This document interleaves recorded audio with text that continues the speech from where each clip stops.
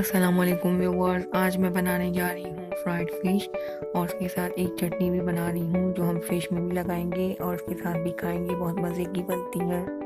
आप लोग भी इस फ्राइड फ़िश की रेसिपी को ज़रूर ट्राई कीजिएगा, आप लोगों को बेहद पसंद आएगी और इस विंटर में ज़रूर इंजॉय करें। यहाँ पर मैंने 3 दंदिया मछली ली हैं, आप कोई सी भी ले सकते हैं जो आप लोग खाते हैं।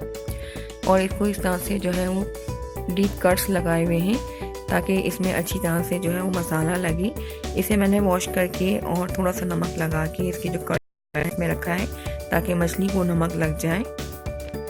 अब हम मछली की चटनी रेडी करेंगे। इसके लिए मैंने 1.5 टेबल स्पून लाल मिर्च पाउडर लिया है, 1.5 टी-स्पून सफ़ेद ज़ीरा, नमक अपने ख्याल से ऐड करना है और हल्दी ली है 1/2 टी-स्पून और अजवाइन, एक पूरा बड़ा प्याज लिया है और एक ही पूरा लहसुन हमें चाहिए।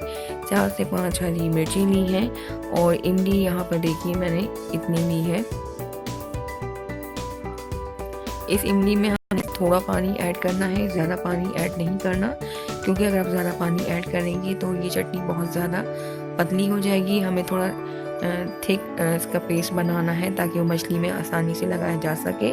और ये मैं थोड़ी ज़्यादा चटनी बना रही हूँ तो हम वो मछली के साथ खा भी सकते हैं और इसके अलावा और फ़िश में भी आप लगा सकते हैं। तो इसकी गुठलियाँ वगैरह हम निकाल लेंगे। इसको हम ग्राइंड करेंगे। ये प्याज जो मैंने आपको पूरा होल दिखाया था इसे मैंने रफली कट कर लिया है और ये इसमें ऐड करेंगे। इसके साथ ही लहसुन भी जो मैंने आपको दिखाया था वो भी मैंने साफ़ कर लिया है और हरी मिर्ची और तमाम मसाले ऐड करके इसे हम ग्राइंड करेंगे। अब इसमें हरी मिर्ची और लहसुन भी ऐड कर देंगे और तमाम मसाले ऐड करेंगे।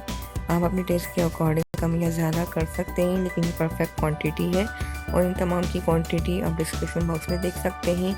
इमली का पल्प भी मैंने ऐड कर दिया है। अब अगर आपको ज़रूरत महसूस हो तो आप थोड़ा सा पानी ऐड करें।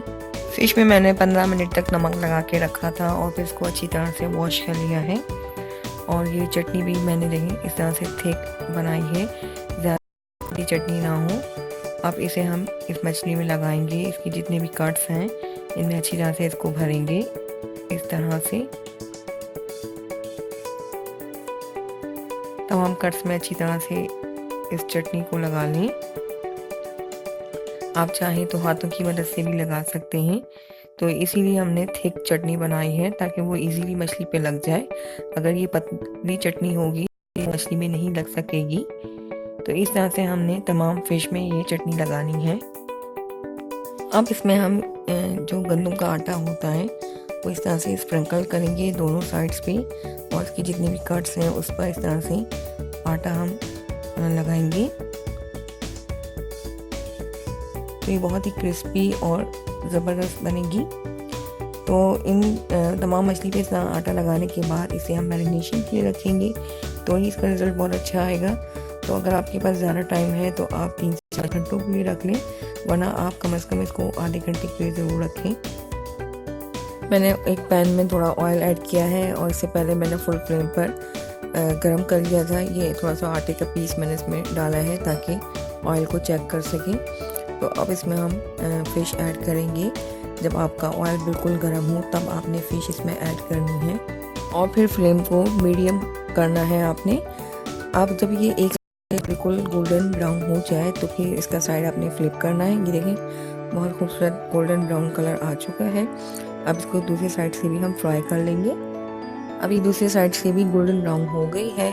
तो इस तरह से हमारी बहुत ही मज़ेदार और यमी फ़िश फ्राई रेडी है। अब आपने एक पैन में थोड़ा सा ऑयल ऐड करना। अब ये जो चटनी बच गई थी हम इस ऑयल में ऐड कर देंगे।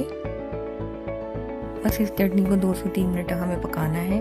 जब इसका ऑयल ऊपर आने लगेगा तो ये चटनी बिल्कुल रेडी हो जाएगी।